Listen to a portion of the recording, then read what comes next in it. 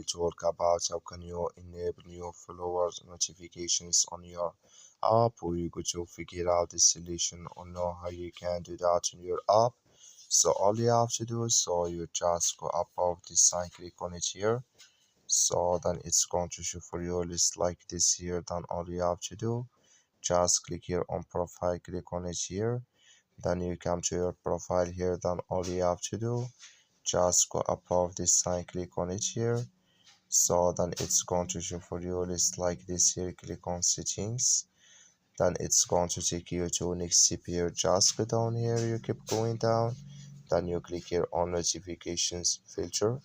Just click on it here. Then you come to this list, come here to your follower, click in this sign. That like you see this color show for us.